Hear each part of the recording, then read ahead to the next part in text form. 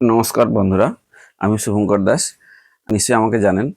আমি কিছুদিন আগে একটা রিলস পোস্ট করেছিলাম। তাতে বলেছিলাম পৃথিবীতে যা ঘটছে একটা মূল কারণের জন্য।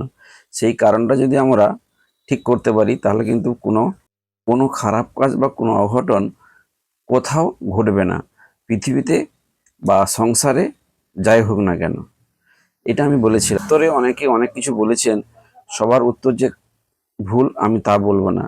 আমি বলেছিলাম আমার উত্তরের সঙ্গে কার কার মিলে যাবে। সেই হিসাবে কিন্তু আমার উত্তরের সঙ্গে কারো উত্তরই মেলেনি। আমার উত্তরটা ছিল এই রকম যে পৃথিবীতে প্রত্যেকটা মানুষ যদি তার নিজ নিজ দায়িত্বটা ঠিকঠাক করে পালন করত, তাহলে কিন্তু কোনো অঘটন ঘটতো না, কোনো খারাপ কিছু ঘটতো না, সবটাই ভালো হতো, পৃথিবীটা স্বর্গতে ভরে যেত। আমি এই কথাটাই বলেছিলাম এবং এটাই ভেবে দেখলে এটা ঠিক যে আমরা কিন্তু বর্তমানকালে এই আধুনিক যুগে, যেখানে চাঁদে যন্ত্র যাচ্ছে, মানুষ যাচ্ছে, মঙ্গলে যান যাচ্ছে, সূর্যের কাছে যন্ত্র যাচ্ছে, সেই আধুনিক যুগে এসে কিন্তু আমরা প্রত্যেকেই দায়িত্ব কর্তব্যবোধ ভুলে যাচ্ছি। সমাজের বিভিন্ন ক্ষেত্রে বিভিন্ন মানুষজন তাদের নিজের দায়িত্ব পালন করছে না। আমি একটা একটা করে উদাহরণ দিয়ে বুঝাবো, দু তিনটে উদাহরণ দিয়ে বোঝাবো। সব উদাহরণ দেওয়া যাবে না এখানে, কারণ কিছু বাধা নিষেধ আছে ভিডিওতে। তাই সেই কারণে সব উদাহরণ আমি দিয়ে বোঝাতে পারবো না। তো যেটুকু আমি বলতে যাচ্ছি সেটা হলো যে, প্রথম যদি আমি ধরি আমাদের সংসারে পিতা মাতা ছেলেমেয়েরা নিজের দায়িত্ব ঠিকঠাক করে পালন করছে। পিতারা কি তার দায়িত্ব সত্যিভাবে ঠিকঠাকভাবে পালন করছে? যদি পালন করতো, তাহলে বিভিন্ন জায়গাতে যে ছোট ছোট ছেলেমেয়েরা, বিশেষ করে ছেলেরা, এত উচ্চস্বরে বক্স বাজিয়ে নাচানাচি করে, এটা কিন্তু করতে পারতো না। তার বাবা মারা যদি চারিত্রিক দিক দিয়ে ঠিক থাকে, তাহলে তার ছেলেমেয়েরাও চারিত্রিক দিক দিয়েও ঠিক থাকবে। তো প্রথম যদি সংসার দেখি, বাবা মারা যেমন যা থাকবে, ছেলেমেয়েরাও ঠিক তেমন মানুষ হবে। এটা গেল পরিবারের কথা। এবার যদি আমি সমাজের কথা ভাবি, পুলিশ প্রশাসন, সরকার, রাজনীতি নেতারা যদি তাদের নিজ দায়িত্ব ঠিকঠাকভাবে পালন করত, কোথাও কোনো দুর্নীতি হতো না। আর দুর্নীতি না হলে তো সেই সমাজ কতটা ভালো হবে সেটা আমরা ভালো করেই জানেন।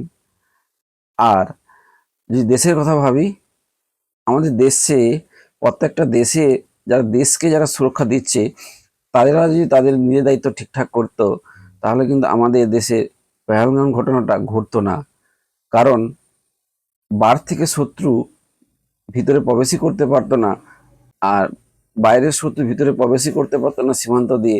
যদি আমাদের সীমান্ত ঠিকঠাকভাবে পাহারা দেওয়া থাকতো, তাহলে কিন্তু এই ঘটনাটাই ঘটতো না, এত কিছু মানুষের প্রাণ হারাতো না, যদি ওরা ঠিকঠাকভাবে দায়িত্বটা পালন করতো। কোথাও না কোথাও কোনো না কোনোভাবে গাফিলতি প্রশাসনের পক্ষ থেকে থেকেই গেছে। তাহলে ব্যাপারটা বুঝতেই পারছেন তো, দায়িত্ব বোধটাই হচ্ছে সব থেকে বড় কথা।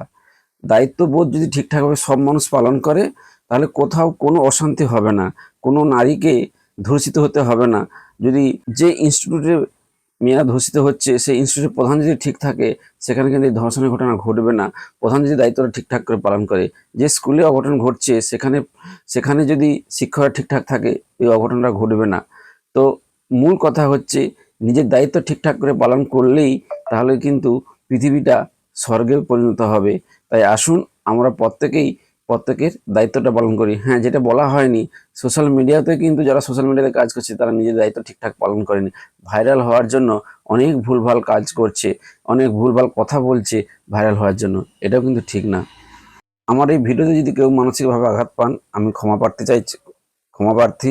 আপনারা ক্ষমার দৃষ্টিতে দেখবেন, কিন্তু কথাটা একটু ভেবে দেখবেন আমি কতটা ভুল বা ঠিক বলেছি। ভালো থাকুন সবাই, দেখা হবে পরবর্তী একটি ভিডিওতে। নমস্কার, টাটা, জয় হিন্দ, বন্দে মাতরম।